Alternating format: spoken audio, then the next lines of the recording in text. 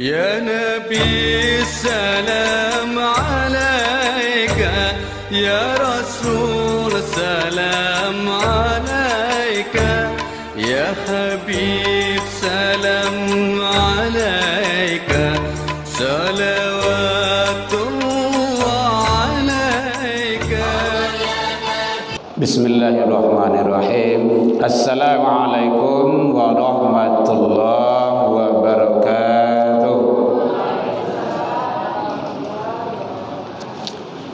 الحمد لله الذي هدانا ولهذا وما كنا لنهتدي لولا أن هدانا الله. أشهد أن لا إله إلا الله وحده لا شريك له، وأشهد أن محمدا عبده ورسوله صلى الله عليه وسلم لا نبي بعد أما بعد. Hamdan wa syukran lillah, seluruh puji dan syukur marilah kita ucapkan kehadirat Allah Subhanahu wa taala. Alhamdulillah, dengan berkat izin dan rahmat Allah sampai malam ini Allah masih memberikan kepada kita kesehatan. Allah masih memberikan kepada kita waktu luang dan kesempatan. Allah masih memberikan kepada kita keistiqomahan hati. Alhamdulillah, mudah-mudahan semua itu karunia nikmat yang telah Allah berikan kita syukuri dalam rangka kita mengharap ridha Allah Subhanahu. Masjid Al-Hijrah yang sama kita hormati, Bapak Ibu kaum muslimin, tokoh masyarakat, tokoh agama, tokoh pendidikan, hadirin rahimakumullah. Sebelumnya, pada malam hari ini adalah jadwalnya Pak Urwatul Wusta, karena beliau ada halangan ke Malaysia. Kita baru dapat informasi sore tadi menjelang berbuka, jadi tidak susah mencari pengganti kalau dekat-dekat waktu ini. Jadi makanya tentu ayam penanya sudah lebih lah. Buya-buya kita tadi ada berhalangan juga. Buya Khilal beliau baru pulang, Buya Fauzi beliau juga. Jadi mohon maaf Bapak Ibu kalau tidak sesuai dengan yang aslinya. Mana yang aslinya situ adalah guru kita Pak Urwah. Bapak Ibu hadirin kaum muslimin rahimakumullah, mengisi waktu luang kita, mudah-mudahan waktu yang disiapkan oleh Allah untuk kita waktu luang ini bernilai ibadah di sisi Allah Subhanahu wa taala hendaknya. Dasar kajian kita pada malam hari ini Al-Quran Surah Al-An'am surah nan ke-6 ayat 160. Bismillahirrahmanirrahim. Man ja'a bil hasanah falahu asyru amsalihah. Siapa yang membawa kebaikan menghadap kepada Allah, maka balasannya 10 kali lipat. Dibuih cie dibalik 10 dari Allah. Wa man ja'a bisai'ah, siapa yang membawa kesalahan dan dosa, fala yujza illa mislaha, tidak ada balasan baginya kecuali seimbang dengan yang dilakukannya. Seimbang di situ makasih kalau gadang dosa gadang loh balasannya. Kalau kecil dosanya kecil juga balasannya. Jadi balasannya itu seimbang. Wa hum la yuzlamun, sedangkan mereka tidak dirugikan sedikit pun. Maha benar Allah dengan segala firman-Nya. Al-Quran Surah Al-An'am surah yang ke-6 160. Bapak Ibu hadirin kaum muslimin rahimakumullah.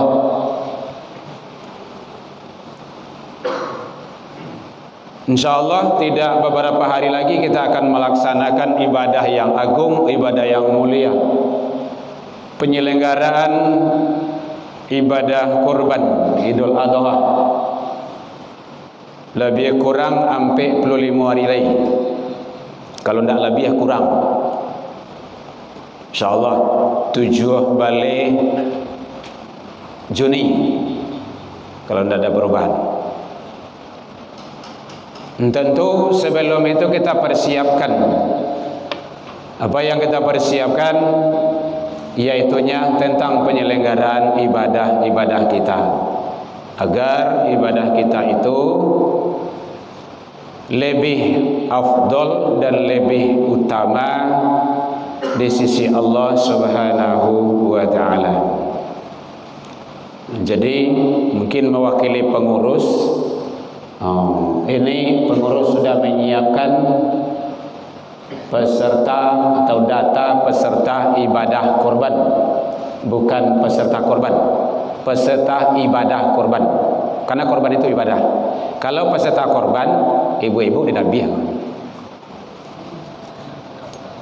Namu ibu tidak biar. Ambo dah dah. Iya Pak ya. Peserta ibadah kurban. Itu biarlah Anda wajar lagi sudah. Karena kurban itu ibadah. Itu kan bahasa saja ya. Iya bahasa. Karena bahasa itu kadang-kadang menjebak loh gitu. Ya, di mana-mana kayak gitu juga. Jadi mari sama-sama kita, kalaulah ada niat dari kolbu, dari hati kita, insyaallah bisa. Kita lihat dulu. Ambo kan jarang-jarang lo tampilnya tuh, gitu kan. Aku sesekali tampil gitu kan. Walaupun tidak ada orang. YouTube bisa jeli aku.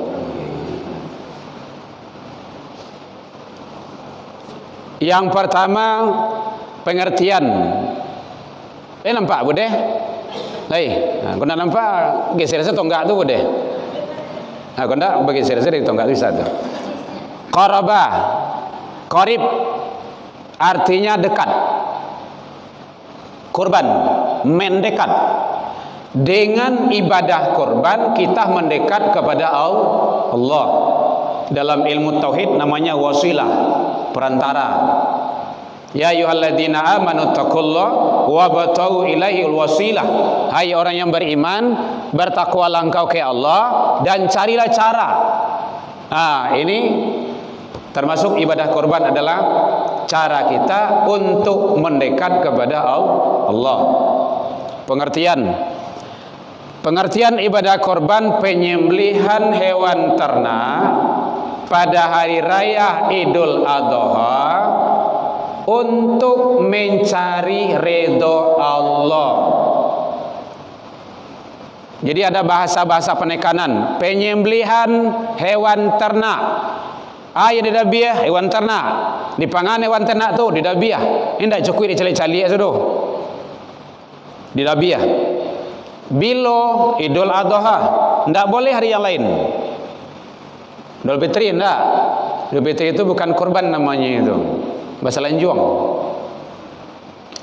Tujuannya apa? Untuk mencari ridha Allah, meningkatkan ketaatan kita kepada Allah Subhanahu wa ta'ala. Itu definisi daripada pengertian ibadah kurban. Sejarah ibadah kurban dari awal kenabian itu sudah ada. Dari awal kenabian. Bahkan ada sejarah Habil dan Qabil itu ibadah korban. Ada yang diterima, ada yang tidak. Terus sampai ke umat akhir zaman. Mulai rapinya itu daripada Nabi Ibrahim alaihissalam, Ismail, terus kepada kita. Jadi awal kenabian sudah ada. Makanya Allah menjelaskan dalam Al-Quran surah Al-Hajj. Contohnya ayat dijelaskan 34. Walikulli ummatin ja'alna mansaka. Dan bagi tiap-tiap umat ada kulli di situ.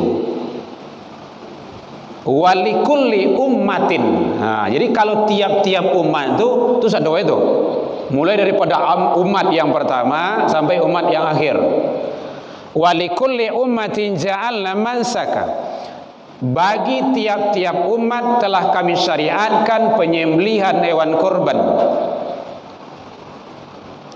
Tujuannya lihat kurusmallah ala maradakahum min bahimatal an'am, agar mereka menyebut nama Allah terhadap binatang ternak yang telah direzekikan kepada mereka.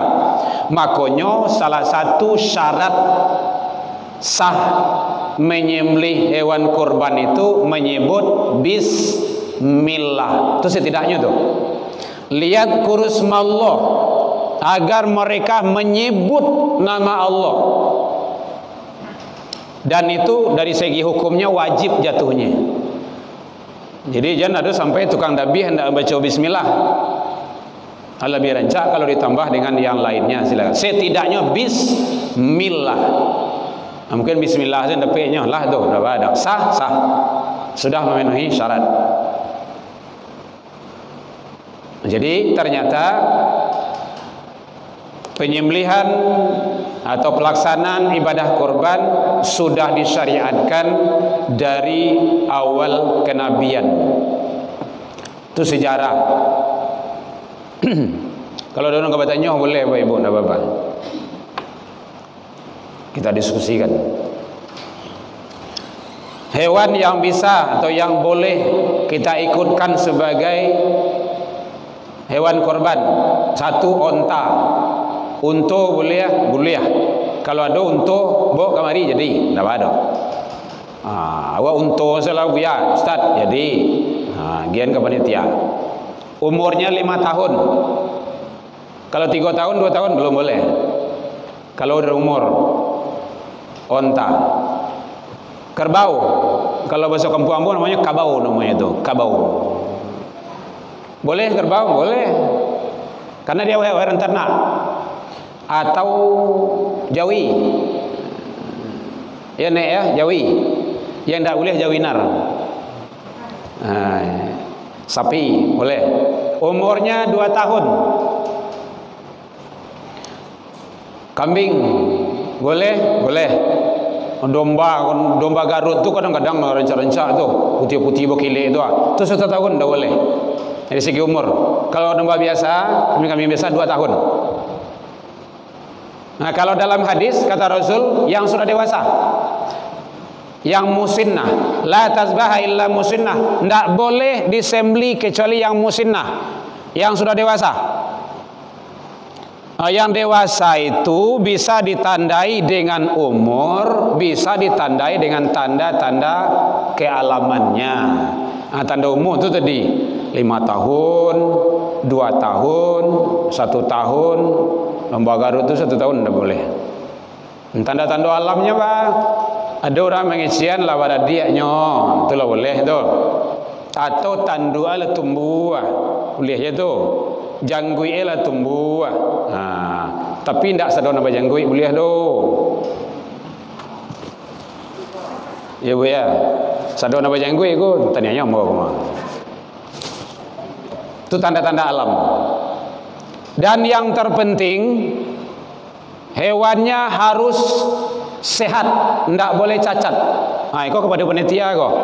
Bapak-bapak panitia nan akan mencari jawi hewan ternak untuk korban sapi yang sehat, tidak boleh yang sakit bawaan. Ini ada sakit kul dua loh, sakit bawaan dan sakit darurat. Sakit bawaan tu dari kandangnya wa ambil cacat, pincang kaki, celek matoe. Celek tahu Bu, nek tahu nek celek ndak matoe cik tu. Itu celek tu. Atau damamnya dikuru tu badannya tu. Ndak boleh. Dan alangkah lebih baiknya kalau kerjasama dengan dokter hewan, karena nanti akan dikonsumsi oleh manusia, oleh kita.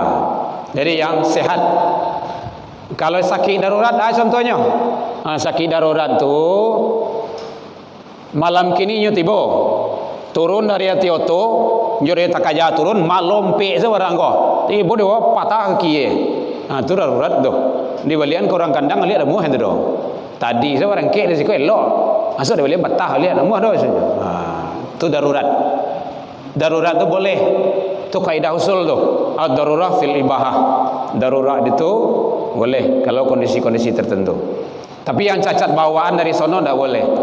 Mato berayi-rayi, tidak. Kurui banah, tidak boleh. Ya, yang sehat hewannya.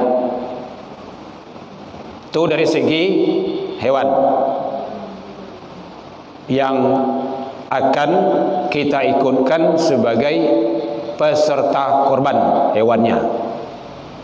Peserta korban karena kada dabiah. Bapak Ibu hadirin kaum muslimin rahimakumullah.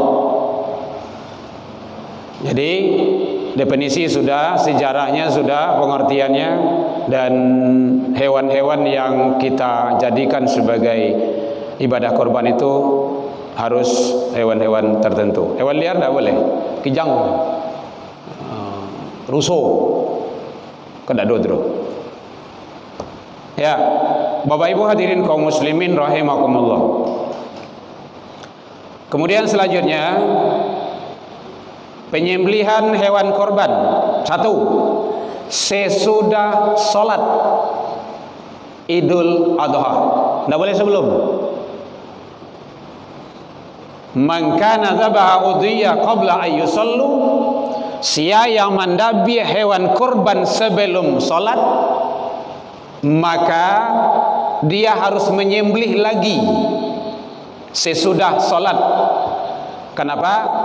Laisa minan nuski fi syai', itu bukan dianggap sebagai hewan korban, penyembelihan korban. Ore takaja ko. Contoh, hari raya ko jatuh hari Jumat. Contoh, kalau besok enggak tuh. Besok ini hari Senin. Senin ya. Contoh hari Jumat jatuhnya.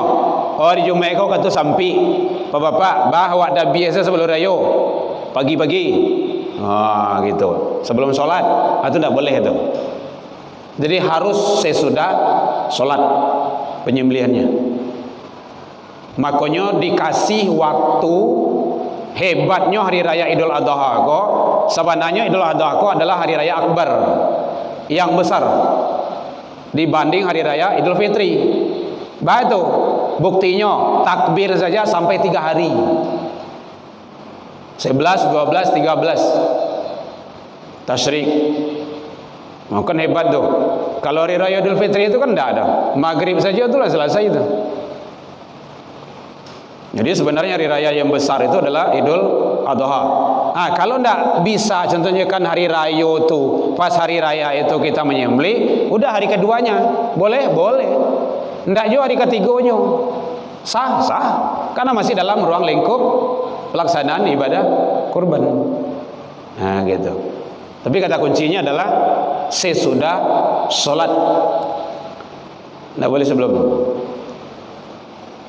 Yang kedua, sunnah dihadapkan ke kiblat. Itu sudah biasa itu.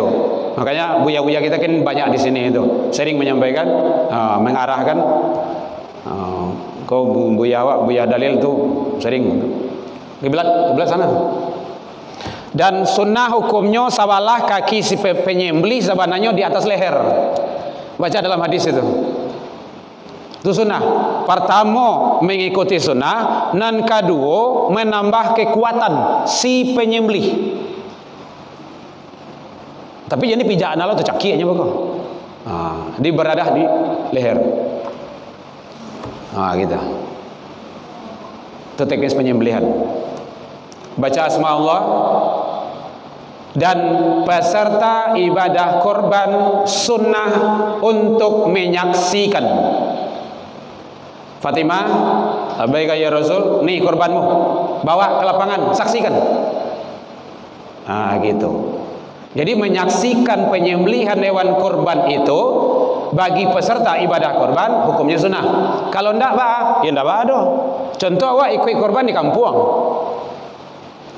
awak pergi ke kampung, awak di rantau orang, kan ndak mungkin ke kampung pergi mencari itu. Gitu. Jadi menyaksikan itu hukumnya sunnah.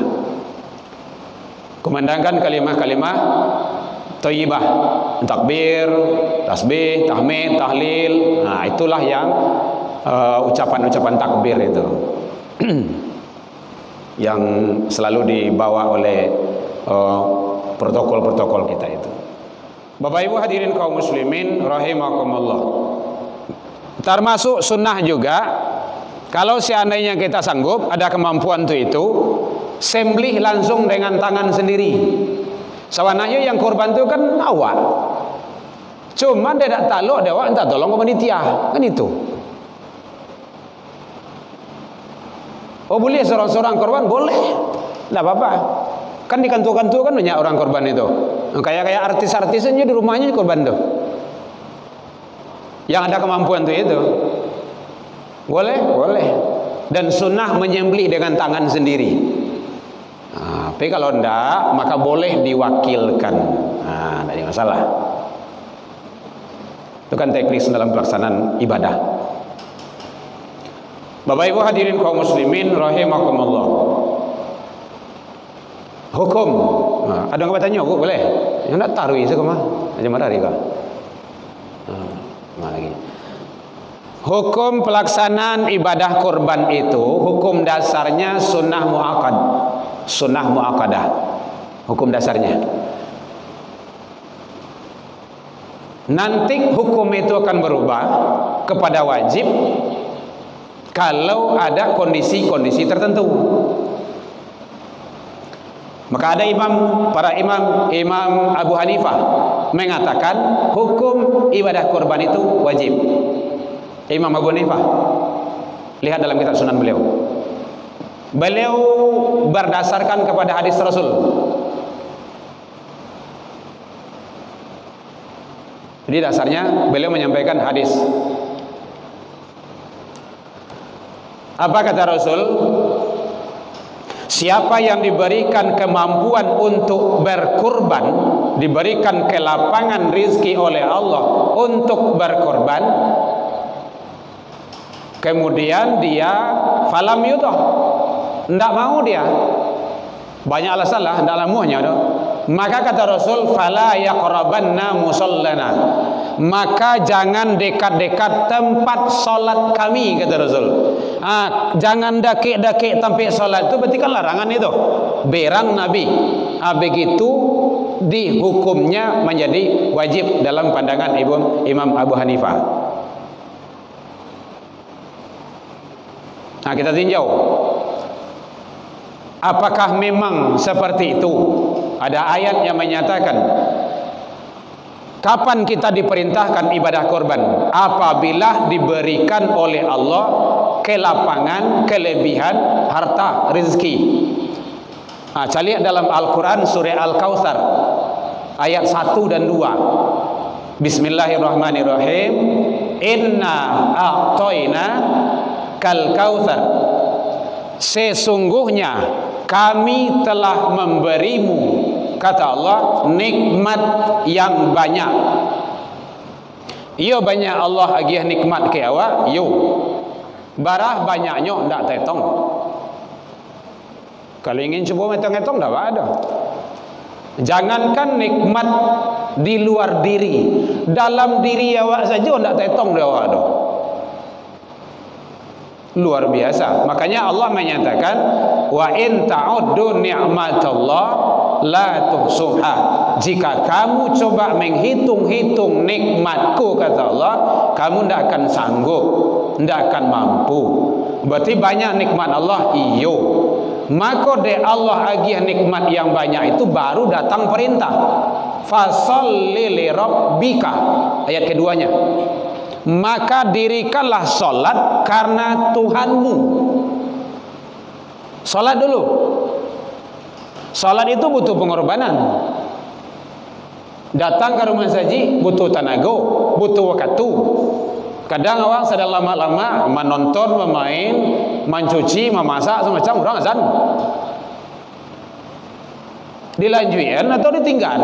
Itu kan butuh pengorbanan tuh.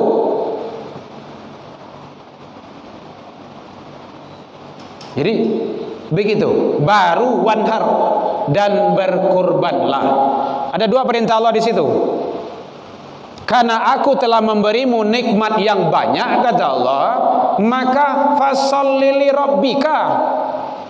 Makanya orang yang tidak sholat tu dia digolong kepada kafir, iya, mengingkari kafir, kafara, kufur.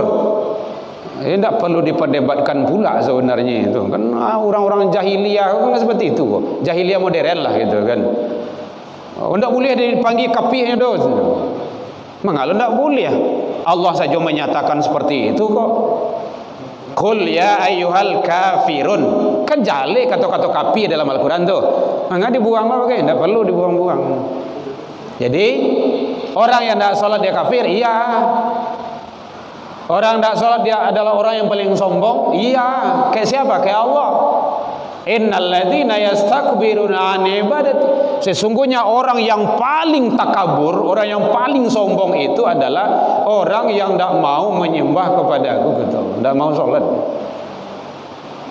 Jadi kita tidak bahas tentang itu, tapi lari lagi kepada ayat yang menjelaskan tentang kurban tadi. Allah agih nikmat dulu, baru datang perintah salat dan kurban. Awak kini berapa? 25 26 ya Pak ya? 26 25 25. Makanya ada sebagian masjid je musalla, Pak pengurus, kami tak taluk sekali unggu atau dua piti tak ada dah. Tolong buat tabungan korban. Dibuat tabungan korban. 100 sebulan, 50 sebulan, barah dah saya. 150 sebulan.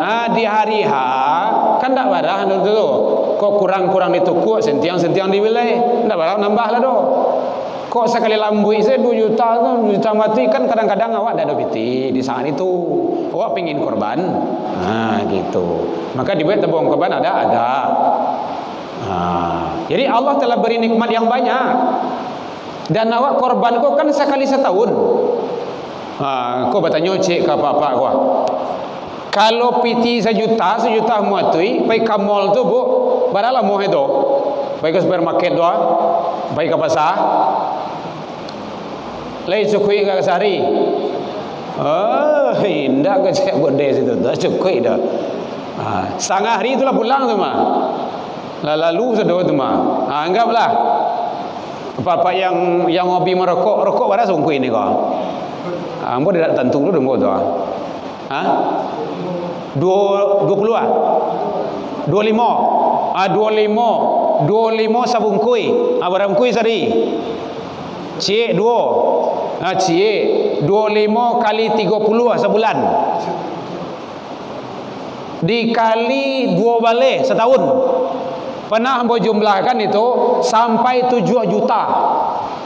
7 juta tu 3 kambing itu mah. Kau nak bawa saya kambing kemari. Dosa beti. Allah telah bala nikmat. Itu bukti tadi. 1 juta mati sekali lacui saja kan? Sebentar kan? Apalagi kalau banyak lawan kedianuan gitu kan, kadi wali-wali. Makanya Allah antarkan dulu, inna a'tainakal kautsar. Aku telah beri nikmat yang banyak. Maka fasholli li rabbika wanhar. Salatlah, kurbanlah. Makanya Imam Abu Hanifah menyatakan beliau membawa kepada hukum wajib. Imam Syafi'i sunnah kifayah. Imam Syafi'i beliau berangkat daripada hadis doa Rasul. Apa doa Rasul tatkala Rasulullah melaksanakan ibadah kurban? Beliau berdoa, Allahumma, ya Allah, ini korbannya Muhammad wa ala ali Muhammad wa ummati Muhammad, terimalah ya Allah ini korban Muhammad, korban keluarga Muhammad, dan korban umat Muhammad. Maka Imam Syafi'i, kalau seandainya kemampuan kita tidak mencukupi atau tidak ada di kala itu, maka kita sudah terbawa. Boleh satu orang yang melaksanakan ibadah korban dalam rumah itu yang lainnya sudah mendapat pahala, fadilah, keutamaan, nanti ada hadisnya itu, dari ibadah korban itu sendiri. Contoh, Pak Sekretaris RW itu kan ikut ibadah korban, itu yang ada dalam rumah itu sudah mendapat ampunan dari Allah. Kenapa? Karena Bapak ikut. Hadis diriwayatkan oleh Imam Muslim, man qaraba qurbanan fihi fabi awli fitrah. Siapa yang ikut menyembelih pelaksanaan ibadah korban, dia kembali kepada fitrahnya, suci. Qatsaras min damihi, tak kala tetesan darah ke bumi dalam pemotongan hewan korban itu, ghufiralahu. Ghufiralahu itu diampuni dosanya. Dosanya itu peserta ibadah korban itu. Wa zunuba ahliha, itu lanjutannya, dan dosa-dosa keluarganya. Keluarganya siapa? Ya istri. Kalau dua istri-istri, kalau tiga istri-istri gitu kan. Anak, mintuo, mertua, siapa yang ada dalam keluarga itu? Mana tahu kan, di komplek ada yang istri dua gitu kan. Mana tahu kan. Awak kan tak tahu dok. Jadi oleh sebab itu ternyata kaifiat fadilah dari ibadah korban itu sangat luar biasa. Ada tanya, Mama boleh? Tidak ada. Menyebut istri tadi ya. Oranglah bunda kan. Ya, ternyata hikmah ibadah korban itu luar biasa, hebat. Makanya mari kita berlomba-lomba bersama-sama untuk mengikuti ibadah yang agung ini dengan bersama-sama kita meriahkan. Mungkin dalam keluarga itu mungkin, kami dalam keluarga tu balimohnya uya le boleh dibawa jauhi kemari rancak bana. Ndak harus bertujuan, ndak harus bertujuan dong. Sia harus bertujuan. Siku sejauhi dibawa kemari jadi ndak ada. Kalau tak tahu siku berlimo, siku seorang saja tidak ada. Banyak dari itu boleh. Nabi Ibrahim sembara dulu tu. Sebelum ada Nabi Allah Ismail alaihissalam, itu ratusan, ribuan domba yang dikorbankan, ratusan ekor. Sampai-sampai di saat itu baswawaknya tak cengang orang banyak. Banyak le. Heran malaikat. Di situ muncul sifat kemanusiaan kan gitu. Jangan kan nikoh le. Kalau ada anak mau dabi anak kau diminta, kalau diminta dia Allah. Karena saat itu lu punya anak ada. Orang kau kan kayak gitu kau. Kalau tidak ada saat itu yang punya kan muah itu kan. Jangankan ini. Anak kalau diminta dia Allah, saya sembelih. Karena lu punya anak. Datang Ismail kan. Kan itu dalam surah As-Saffat itu ayat 100 sampai 100 balik. Silakan Bapak baca beku tuh di rumah terjemahannya. Itu luar biasa itu. Jadi bapak-bapak, ibu-ibu, kalau ingin menjadi anak awak anak soleh dan soleha, dawamkan ayat 99 ayat 100 surah As-Saffat. Rabbi habli minas solihin. Rabbi habli minas solihin. Taruh mana rui? Rabbi habli minas solihin. Itu doa beliau tuh, doa Nabi Ibrahim tuh. Dijabah Allah, didengar Allah. Baru ayat berikutnya, dalam mimpi Allah berikan tanda-tanda. Falamma balagha ma'ahu sa'ya qala ya bunayya inni ara fil manam anni azbahuka, kan gitu. Fanzur maza tara. Wahai anakku, ayah melihat dalam mimpi menyembelihmu. Iko ndak sekali dua kali kau dah, lah 3 kali kau. Fanzur mazatar, bagaimana pendapatmu? Tuh anak yang soleh nampak situ tuh. Nampak di situ anak soleh. Ya batifal, wahai bapakku, wahai ayah, ma tu'maru, satajiduni insyaallah. Kalau memang itu perintah Allah ya bapak, ayah, kalau memang itu perintah Allah, lakukan. Satajiduni insyaallah minas sabirin. Bapak akan lihat kita ini akan termasuk hamba-hamba yang sangat luar biasa. Jadi dawamkan itu Bapak Ibu ya. Mudah-mudahan anak awak jadi anak yang soleh. Ayat 100. Rabbi habli minas solihin, Rabbi habli. Kalau ingin anak awak dawam tarima narui, salat, Rabbi ja'alni muqimas shalah. Kan ada dalam Al-Qur'an itu. Biasa untuk tarui. Rabbi ja'alni muqimas shalah, Rabbi ja'alna muqimas shalah kalau jadi imam. Rabbi ja'alni muqimas shalah. Nah gitu. Jadi ada dalam Al-Quran semuanya, ada semuanya. Dan awak tetap secara syariat mendidik, membiasakan anak untuk solat. Dan mau doa saja, doa saja. Sawan dah, mamu hai, dah muhe dah. Tu sama jauh minta sisiak kelimbe ni teman-teman. Allah tidak menjanjikan emas jatuh dari langit.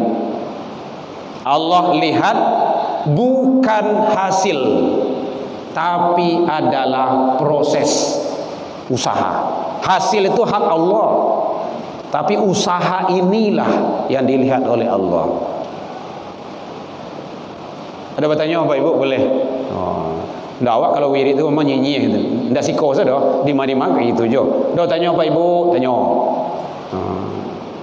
Ya kalau ndak ya bacalah gitu. Bapak Ibu hadirin kaum muslimin, jadi ternyata doa-doa yang ada dalam Al-Quran menjadikan anak yang soleh terbukti Allah perlihatkan dengan kejadian-kejadian peristiwa-peristiwa agung itu. Atau biasanya Bapak Ibu yang haji dan umrah, Buya nanti kalau kan berangkat haji nanti itu nanti melihat itu di mana Ismail disembelih, di mana Nabi Ibrahim dilantiang ke dalam api gitu kan. Biasanya mutawif itu dibawa ziarah bunda nanti. Ya bunda ya, doakan kami ya bun. Supaya bisa kami pula ke sono gitu kan. Udah kangen. Pak Sekcil ya. Semoga Bapak Ibu jamaah kita, guru-guru kita yang berangkat dari di sini mendapat ibadah haji yang mabrur dan diberikan kekuatan oleh Allah dalam melaksanakan ibadah. Ibadah itu adalah ibadah fisik. Agak rajin-rajin saya dari kini, makanya Pak Setaris olahraga atau dia patang sebuah dewa dan tapi lawi ya buyah gitu kan. Karena tawaf butuh tenaga, sa'i butuh tenaga, semuanya itu ibadah fisik di sana. Usahakan jangan sholat di hotel. Nah, kita menyampaikan sama jamaah kayak gitu. Kan kita mutawif betul. Kalau ada bapak-bapak, ibu-ibu sholat di hotel, itu sama pelalok kemarin teman. Ke pelalok sampai 40 juta loh, kayak sekian juta loh kayak. Cari hotel saya. Padang saya. Baik, demikian saja. Mohon maaf tersinggung karenanya telantung mereka turun. Mudah-mudahan ibadah kita semuanya yang kita lakukan diterima di sisi Allah Subhanahu wa taala andanya.